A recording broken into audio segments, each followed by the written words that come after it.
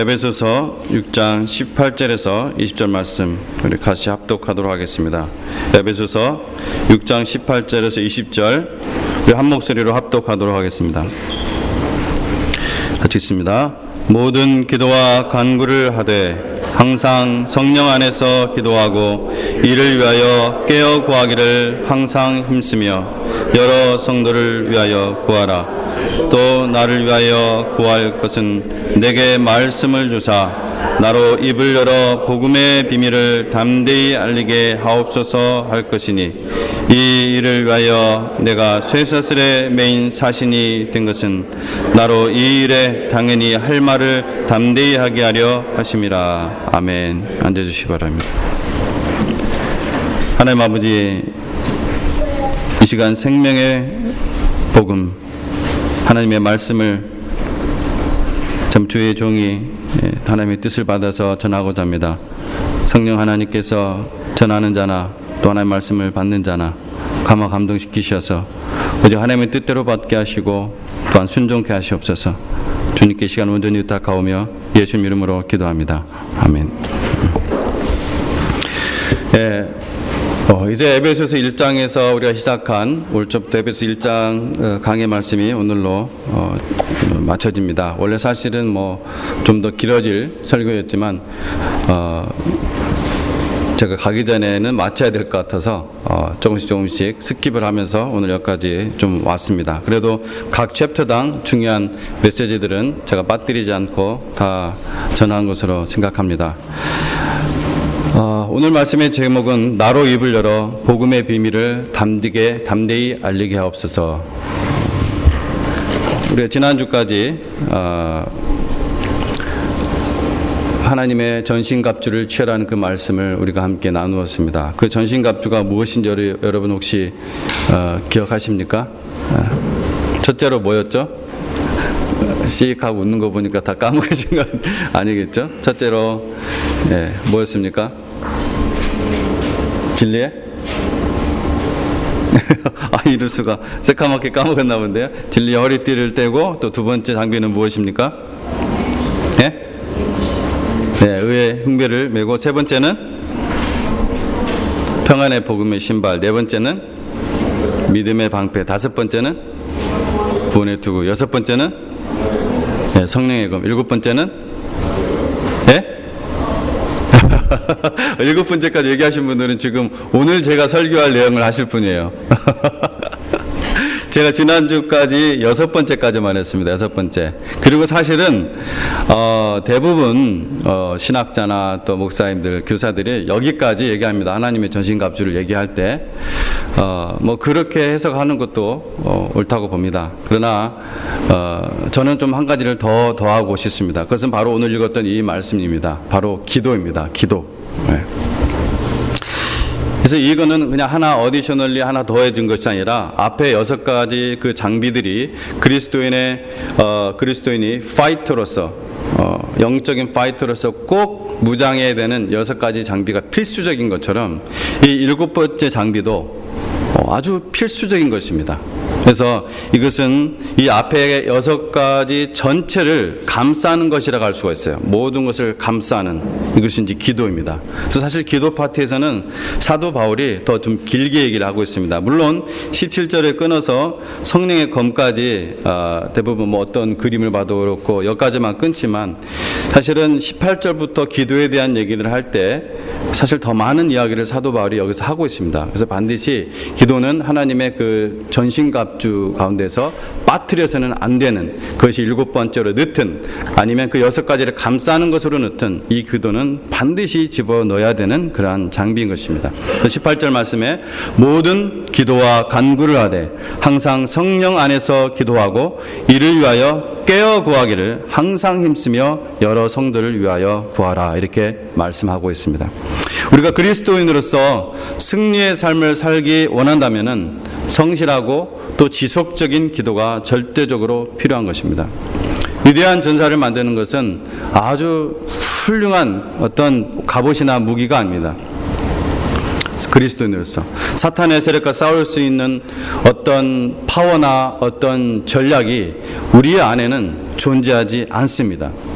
그래서 오히려 우리는 그 원수의 엄청난 힘을 압도하는 분, 우리의 원수 사탄의 힘은 엄청납니다. 그러나 그것과도 게임이 안 되는 엄청난 그 힘을, 그것을 압도하는 그분, 바로 사탄의 세력을, 계략을 타파하시는 그분, 그 하나님을 바라볼 필요가 있는 것입니다. 우리가 도움이 필요할 때 은혜를 발견하고 자비를 얻을 수 있는 하나님의 그 쉬운 자, 좀 어려운 말로 쉬운 자라고 하는데, 은자가 이제 은혜를 베푼다 이런 뜻이에요. 쉬운 자, 은혜를 베푸는 그 보좌 앞으로 바로 예수 그리스도 때문에 담대히 나갈 수가 있는 것입니다. 엄청난 은혜입니다. 예수님께서 십자가에서 그 사역을, 죽음과 부활을 통해서 이 하나님의 그 성소의 휘장을, 지성소의 휘장을 찍기 전까지는 대제사장만 들어갈 수가 있었습니다. 여기 앞에 계신 우리 유대인 형제님도 잘 알죠. 더 우리보다 아마 잘 알 겁니다. 그러나 예수 그리스도께서 그 지성소의 그 성막을 찢은 뒤로 우리는 예수 그리스도의 그 사역을 의지해서 누구나 바로 그 쉬운 자, 하나님의 은혜의 보좌 앞으로 담대히 나갈 수가 있는 것입니다. 모든 시대에, 우리 시대뿐만 아니라 모든 시대에서 싸움에서 승리한, 이 영적 싸움에서 승리한 모든 그리스도인은 다 누구나 한결같이 공통적으로 기도의 용사였습니다. 기도의 용사. 기도하지 않고 이 영적 싸움에서 승리한 그리스도인은 한 명도 없었다는 것입니다. 예수 그리스도의 모든 선한 군사가 한 번도 잊지 말아야 할 것은 바로 그리스도인의 캡틴이자 사령관이신 바로 하나님과 지속된 통신인 것입니다. 자, 18절에서 바울은 어떻게 기도하라고, 어떻게, how, what은 분명히 얘기했죠. 기도를 하라. 근데 어떻게 기도하라고까지 자세히 기록하고 있습니다. 첫 번째로 모든 기도와 간구로 기도하라고 했습니다. 모든, 그러니까 그냥 기도가 아니라 모든 종류의 기도, 그리고 간구, supplication, 모든 기도와 간구를 하라. 그러니까 모든 방법을 동원해서 기도하라는 것입니다.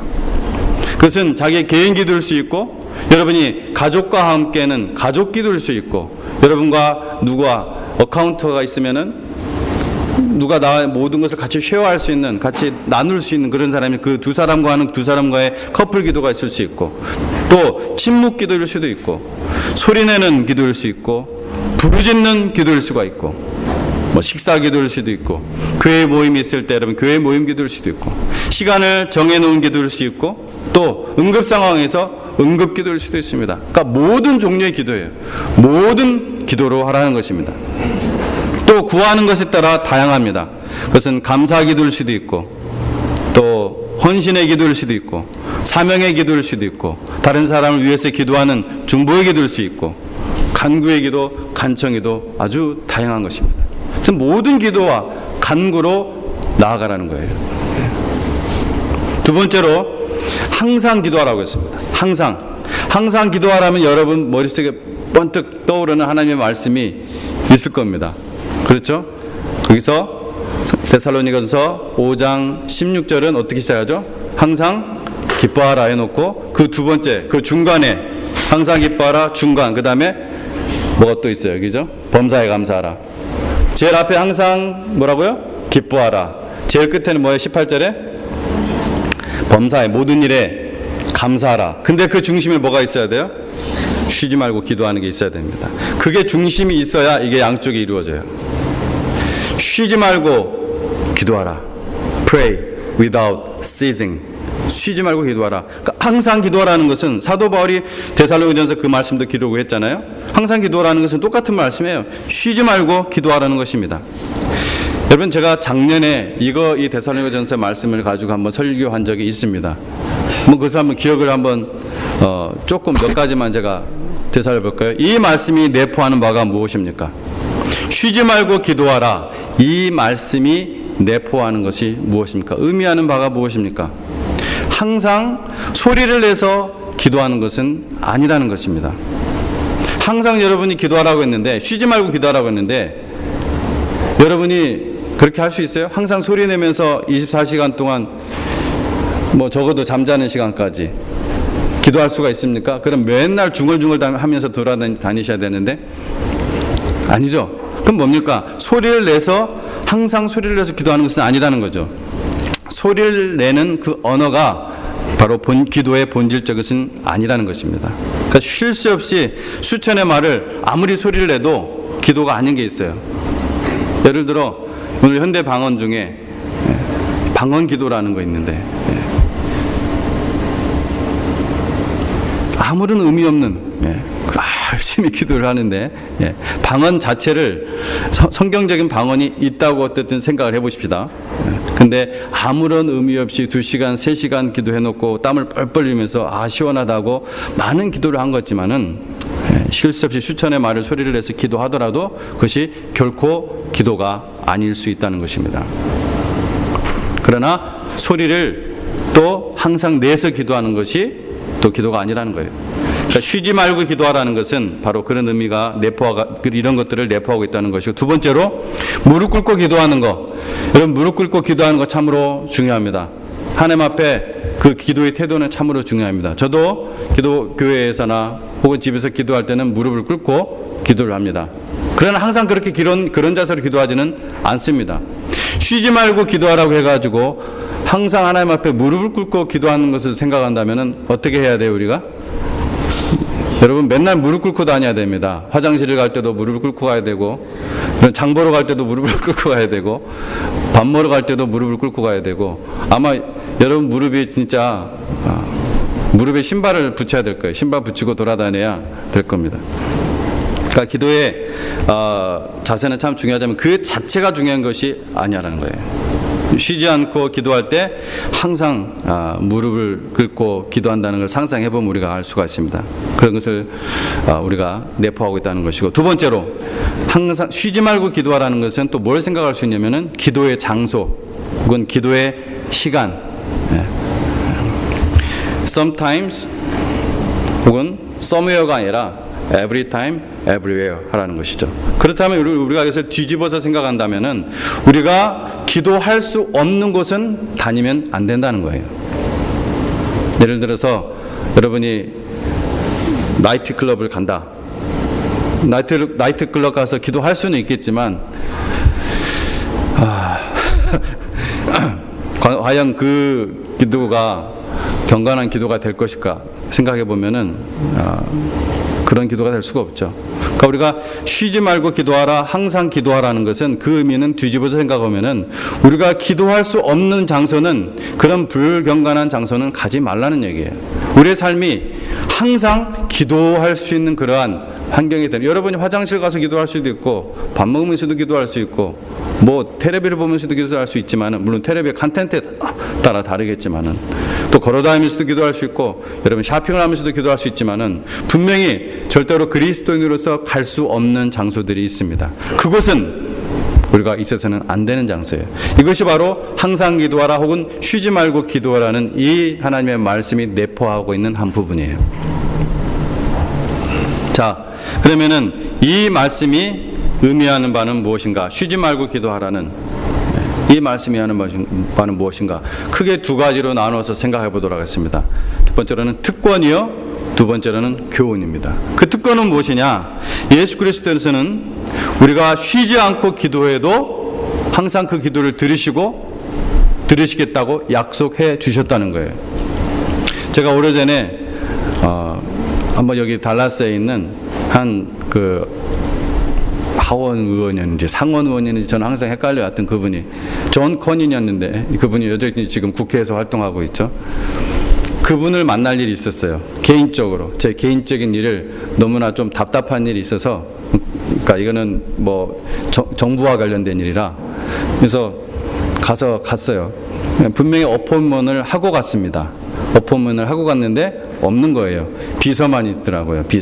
법률 비서. 그래가지고 법률 비서하고 얘기하다가 결국 이제 레터만 써주고 왔는데, 나중에 어쨌든 그 답장은 왔어요. 그래서 어떻게 가서 해결했다 이렇게 이제 왔어요. 근데 우리 예수님께서는 그렇게 어포인먼트를 할 필요가 없습니다. 또 언제든지 가도 out of desk, out of town 이런 말이 없어요. 언제든지 가서 여러분이 하나님 앞에 아뢰어도 항상 그 자리에 계셔서 항상 하나님이 들으신다는 것이죠. 어메이징한 거예요.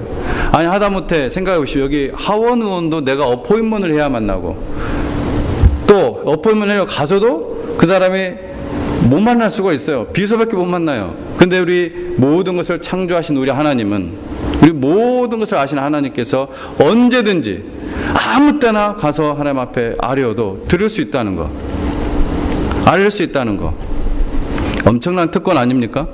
우리가 예를 들어서 뭐 오바마 대통령 한번 만나고 싶다, 꼭 내가 할 말이 있다 한다고 해서 여러분이 뭐 어포인먼트라도 제대로 할 수 있을 것 같습니까? 1년 안에 아마 안 될걸요 그게. 우리 하나님께서는 언제든지 나의 아들아, 나의 딸아, 이 자리에, 이 기도의 자리에 언제든지 나와라. 언제든지 나와서 나의 은혜를 갈망하고 사모하라. 나에게 얘기해라. 오히려 기다리고 계신다는 것이죠. 이런 하나님께 이런 놀라운 우리가 특권을 받았는데 우리가 기도 안 할 이유가 어디 있겠습니까? 두 번째로 교훈입니다. 기도를 멈추지 마십시오. 쉬지 말고 기도하라, 항상 기도하라. 이 말씀 속에서 의미하는 바 두 번째 교훈은 기도를 멈추지 말라는 것입니다. 어떤 이유도 어떤 원인도 여러분의 기도를 멈추게 해서는 안 됩니다. 제가 이전에 좀 아쉬운데 제 취미 활동이 채소밭 가꾸는 건지 여러분 잘 아시잖아요. 뭐 여러 가지 한 20여 가지를 계속 키웠었는데 이제 오이, 호박 같은 거 이런 거 할 때는 참 흥미로워요. 다른 거하고 좀 다릅니다. 오이나 호박을 키울 때는 소위 말하는 순치기를 해야 돼요. 순치기 아십니까? 처음 들어보셨어요? 네, 처음 들어본 분들이 아마 대부분일 거예요. 순치기라는 것은 오이가 이렇게 자라면서 이렇게 이제 옆으로 계속 이렇게 가지들이 뻗는 게 있어요. 그리고 꽃도 있습니다. 꽃도 나고 그래요. 그러면은 한 6마디까지는 꽃을 다 쳐줘야 돼요. 그리고 6마디 사이 안에 나오는 다른 또 이렇게 줄기가 나가는 것도 다 쳐줘야 이것들이 그 줄기가 굵직하게 그리고 더 크게 성장을 해서 많은 열매들을 맺을 수가 있습니다. 근데 그냥 그것을 내버려 두면은, 그거 아깝다고 그냥 내버려 두면은 열매도 잘 안 맺을 뿐더러 비실비실해요, 줄기가. 그리고 열매를 맺어도 그냥 쬐까는 것밖에 안 맺어요. 반드시 이 순치기를 해야 됩니다. 네, 바로 우리의 기도의 삶이 그렇다는 거예요. 하나님께서 우리가 기도할 때 바로바로 응답하지 않을 때가 있습니다. 그 이유는 하나님께서 더 풍성하게 우리에게 주시기 위해서 그 때를 기다리시는 거예요. 그것이 우리가 생각하는 방법이 아닙니다. 우리는 답답해서 지금 바로 응답해 주셨으면 좋겠는데 하나님은 6째까지는 기다리시는 거예요. 다 자르시는 거예요. 그때까지 기다리시는 거예요. 그 전에 어떤 열매를 맺지 않게 하십니다.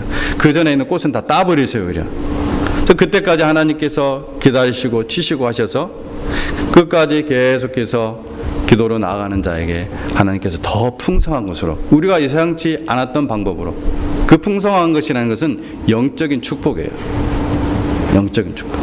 우리의 영혼이 하나님 앞에 더욱더 성장하고 성숙해지는 과정이 바로 기도의 삶입니다. 우리가 쉬지 않고 숨을 쉬듯이 우리는 쉬지 않고 기도해야 됩니다. 숨을 멈추면 죽듯이 우리가 기도를 멈추면 영적으로 죽습니다. 여러분이 복음으로 거듭나서 하나님의 자녀가 되었어도 영적으로 죽은 것 같은 삶을 살 수가 있습니다. 모든 감각이 사라져요. 반드시 기도의 삶, 항상 기도하는 삶 멈춰서는 안 되는 것입니다. 사탄이 무엇이라고 여러분을 속여도 기도를 멈추지 마십시오. 예를 들어서 아무리 기도해도 소용없다. 여러분 귀에 속삭일 거예요. 너 이 문제는 네가 해결할 일이지 이거는 네가 기도할 일이 아니야. 아닙니다. 그건 사탄의 속삭임이에요. 하나님은 하나도 빠짐없이 들으십니다. 여러분이 오랫동안 기도하는데 아직 응답받지 못한 것이 있습니까? 하나님이 노하셨어요? 기도하셨는데? 노 안 하셨다면 아닙니다. 여러분 계속 기도하십시오. 기도하십시오. 세 번째로 주는 교훈은 여러분의 모든 행동들이 기도와 일관성 있게 하시기 바랍니다.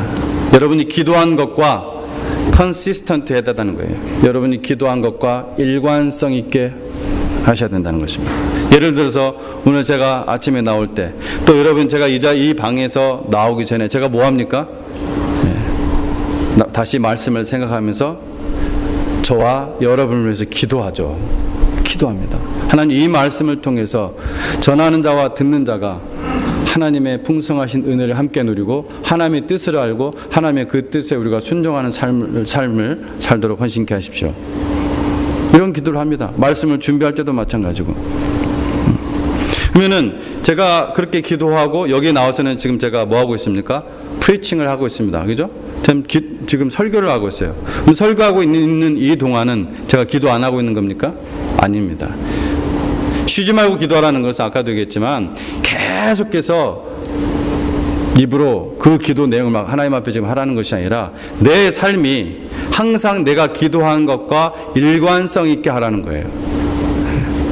제가 만일 항상 기도하라고, 쉬지 말고 기도하라고, 혹은 사도 바울마저도 그렇게 기도하라고 해놓고 지금 내가 계속해서 하나님 앞에 여러분 보지 않고 하나님께 기도하잖아요 지금. 그러면 제가 모순 덩어리죠. 유선자죠. 그 쉬지 말고 기도하라는 것은 내가 하나님 앞에서 기도한 그것을 나의 모든 삶 속에서 그 기도의 마인드로, 기도의 마음으로 계속해서 하라는 거예요. 그러므로 여러분의 직장이, 그러므로 여러분의 가정이 항상 여러분이 기도한 것과 일관성이 있어야 된다는 것이죠. 나는 기도는 이렇게 해놓고 나의 삶은 다르게 산다면은 그 기도가 중단되고 있는 것이죠. 그럼 쉬지 말고 기도하자는 하나님 말씀에 우리가 그 말씀에 따라 살지 못하고 있는 것입니다. 비록 내 입술로 계속 기도하고 있지 않지만 나의 행동을 통해 계속 기도를 하고 있는 거예요. 그런 마음을 내가 가져야 된다는 거예요. 그렇게 할 때 여러분의 삶이 거룩해집니다. 분별돼요. separated life를 사는 거예요. 분별된 삶. 그게 거룩의 의미잖아요. 하나님께서 그렇게 따로 떼어 놓으셨잖아요, 우리를. 그렇게 사실 때 여러분이 더욱더 풍성한 삶을 살 수가 있다는 것입니다. 영생은 다시 한번 여러분 얘기하지만 간신히 우리가 하나님 천국 티켓 따는 것은 결코 영생이 주는 의미가 아닙니다. 우리가 하나님의 자녀로 거듭나서 우리의 모든 삶이 더욱 풍성히 얻게 하는 것이 영생이라고 예수님께서는 요한복음 10장 10절에서 분명히 말씀을 하고 있습니다. 근데 우리는 영생을 그냥 신분증 하나 받는 것 정도로 이런 얄팍한 영생의 개념을 갖고 있다면은 이 땅의 삶이 항상 폭폭한 거예요. 항상 광야예요. 아직도 가나안 땅 못 들어가고. 자, 왜 쉬지 않고 기도해야 되는가? 왜 쉬지 않고 기도하는가? 물론 하나님의 거룩한 명령이기 때문이었습니다. 하지만 주님께서 항상 경배를 받으셔야 되기 때문에 우리가 항상 기도해야 되는 것입니다. 바로 기도는 예배의 방법입니다. 기도는 예배의 방법이에요. 하나님의 원수들은 하나님을 저주하고 거역하고 있습니다. 그리고 방해하고 있어요. 우리는 반대로 어떻게 합니까? 우리는 기도를 통해서 하나님을 경배하고 찬양해야 되는 것입니다. 쉬지 말고 기도해야 합니다. 왜냐하면 바로 주님께서 여러분을 쉬지 않고 사랑하시기 때문입니다. 예수님께서 여러분 어떤 때는 사랑했다가 어떤 때는 사랑하지 않았다가 그런 신분이 아닙니다. 예수님께서는 우리에게 그 거대한 사명을 주실 때 뭐라고 마지막에 약속을 하셨습니까? 그러므로 너희는 가서 모든 족속으로 제자를 삼아 아버지 아들과 성령 이름으로 침례를 주고 내가 너에게 분부한 모든 것을 가르쳐 지키게 하라. 이 말씀, 이 사명을 주신 다음에 그 뒤에 뭐라고 약속을 하셨어요? 볼지어다 내가 세상 끝날까지 너희와 항상 함께 있으리라. 하나님의 사랑입니다. 그리스도인이요 응급 상황에서만 기도한다면 어떡할까요? 쉬지 않고 기도하는 것이 아니라 어떤 그리스도인이 응급 상황에서만, 어떤 이머전시 상황에서만 막 간절히 기도한다면 하나님 어떻게 하실까요? 계속해서 응급 상황을 만드세요. 계속해서. 응급 상황 딱 생기니까 기도하니까 하나님이 들어주셨어요. 근데 그 지나니까 입 싹 닫고 언제 그랬냐는 듯이 그것은 내가 하나님 앞에 나가서 기도해서 이루어진 일이 아니라 어떻게 하다 보니까 그렇게 됐겠지. 심지어 이제 시간이 흐르면은 하나님이 어떻게 하시냐고요. 또다시 응급상황 만듭니다.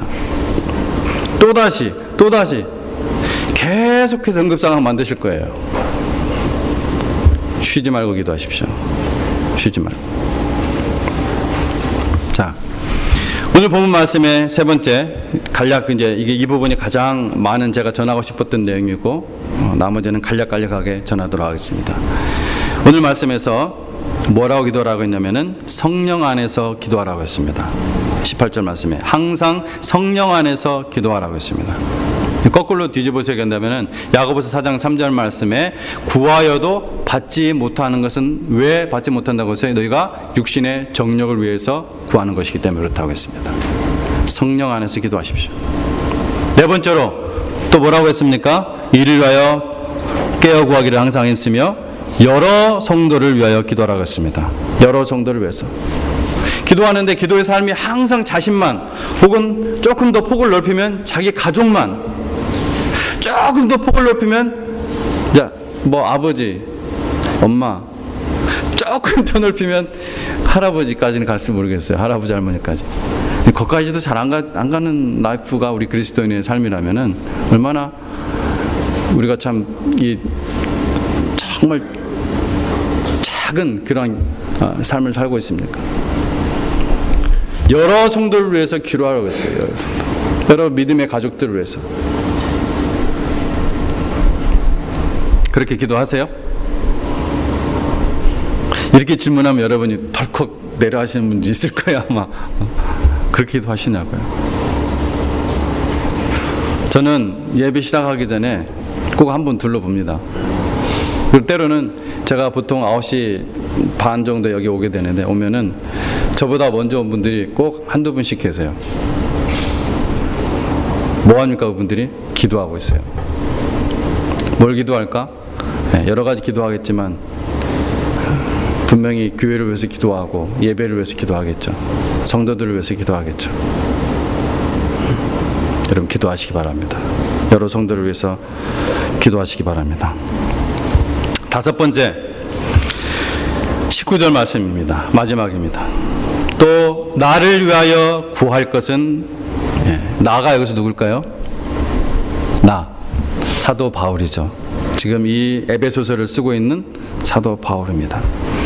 바울같이 그 위대한 분이 뭐라고 지금 요청을 하고 있냐면, 나를 위해 기도하라. 나를 위하여 구할 것은 내게 말씀을 주사 나로 입을 열어 복음의 비밀을 담대히 알리게 하옵소서 할 것이니. 여러분, 지도자들에게는 많은 시험과 유혹과 싸움들이 있습니다. 다른 일로 근심하거나 넘어지거나 속썩이지 않고 오직 온전한 복음만을 담대히 전하도록 여러분 기도해 주셔야 됩니다. 여러분을 말씀으로 먹이고 인도하게 될 이문 목사님을 위해서 여러분 항상 기도하셔야 됩니다. 그리고 새로운 땅에서 사역하게 될 저를 위해서 기도해 주십시오. 새누리교회에서 파송하는 선교사로 생각하고 여러분 기도하시기 바랍니다. 제가 새누리교회를 처음 시작할 때, 목회자로서 시작을 했을 때 저의 꿈은 뭐였냐면, 제가 가지고 있는 꿈이었습니다. 꿈은 뭐였냐면, 하나님, 계속해서 제가 여기서 있다가 주인 노릇하는 것이 아니라, 하나님, 언젠가 이 교회가 그러한 서포트할 수 있는 능력이 되면, 나를 보낼 수 있는 어떤 모양으로든 능력이 되면 저를 보내주십시오. 그것이 해외가 됐든 어디가 됐든 제가 선교사로, 저는 그때는 이제 선교사로 생각을 하고 있었어요. 해외 선교사로, 국내 선교사가 아니라 그렇게 저를 보내주십시오. 그렇게 기도하고 늘 그런 마음이었습니다. 그리고 여러분과 종종 이것을 쉐어를 했었습니다. 어느 정도 되면. 근데 그렇게 정했던 나의 인원이나 그런 어떤 재정적 능력이나 이것은 아무것도 아니었어요.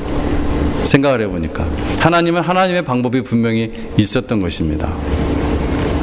저는 이것이 저의 기도 응답으로 믿고 갑니다.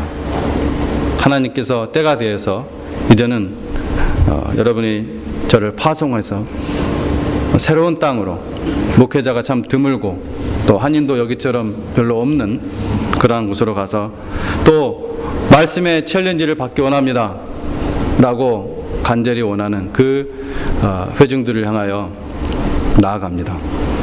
여러분이 저를 생각하고 기도해 주시기 바랍니다. 또 나를 위하여 구할 것은 내게 말씀을 주사 나로 입을 열어 복음의 비밀을 담대히 알리게 하옵소서.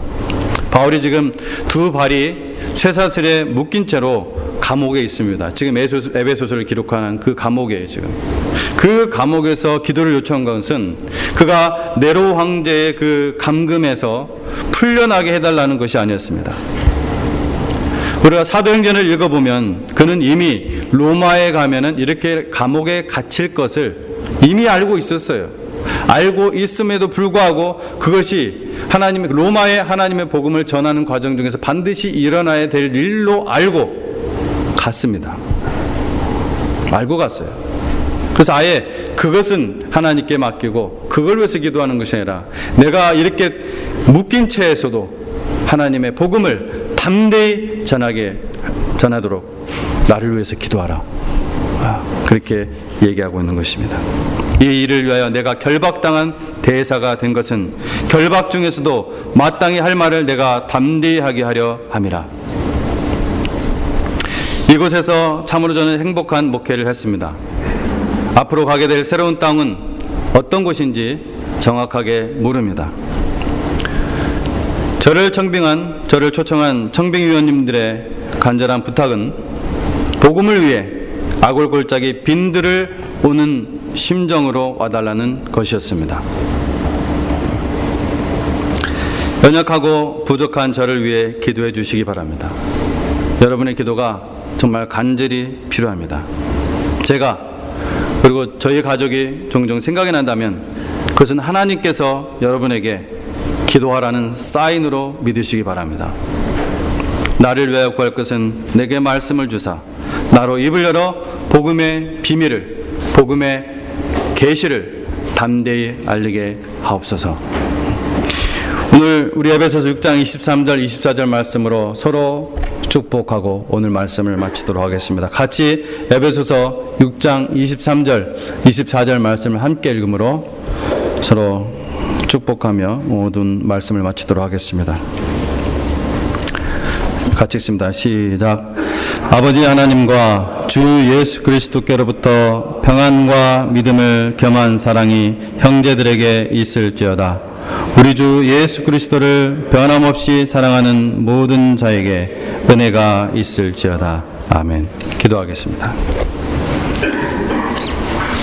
하나님 아버지 감사합니다.